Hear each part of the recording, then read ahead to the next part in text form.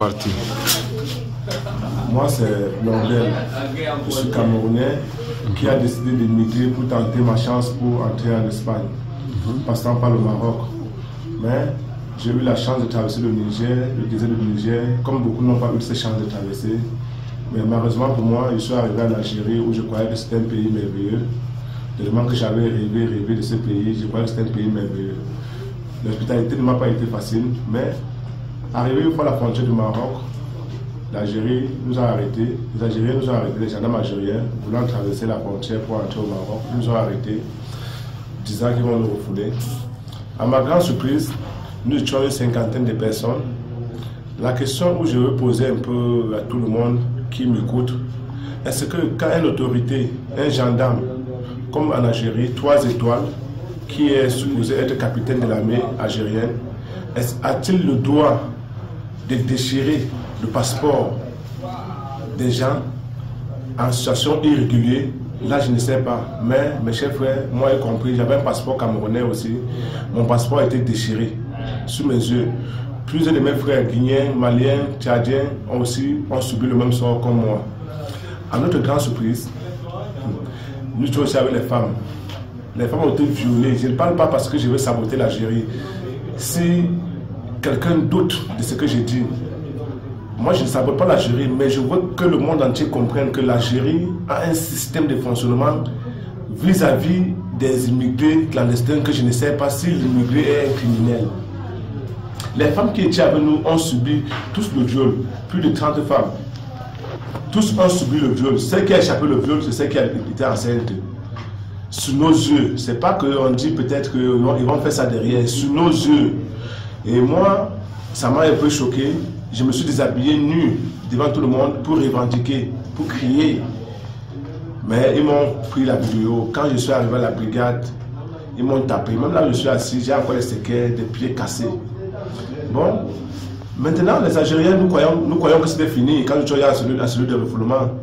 Mais le jour J, avant de nous mettre dans le bus pour nous refouler, on nous passe au scanner. Quand je parle de scanner, ça veut dire quoi?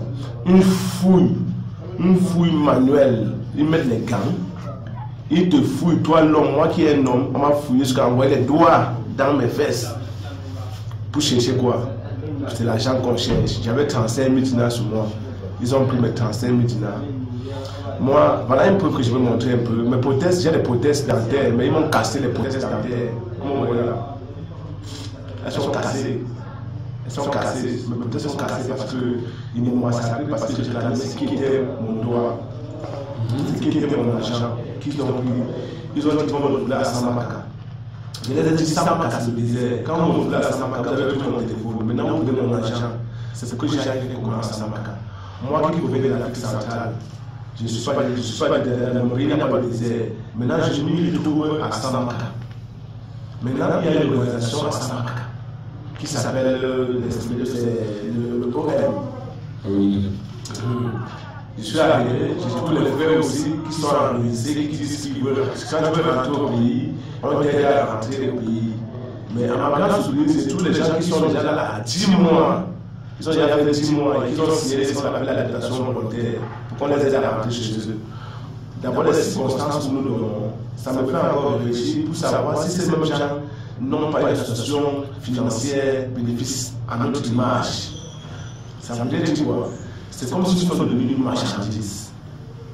C'est comme si le 21e siècle, les immigrés clandestins sont devenus une marchandise. Quand on finit entre les mains des Algériens, ils viennent déposer au Niger, nous sommes au Niger, nous on apprécie l'hospitalité que le peuple nigérien, les Samaka nous ont fait, mais eux aussi, avec beaucoup de moyens, ils ne peuvent pas nous assister à l'alimentaire. Donc nous devons ce qu'on appelle le calvaire, un calvaire alimentaire primaire.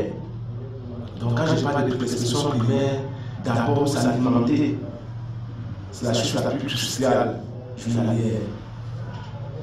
Ce que nous faisons ici là, nous déjà sommes débordés mentalement. Le traumatisme que moi, à 42 ans, j'ai déjà dans ma tête là. On ne m'a pas traumatisé parce qu'on m'a donné l'arme, mais on va être physiquement déjà, le soleil m'a déjà traumatisé.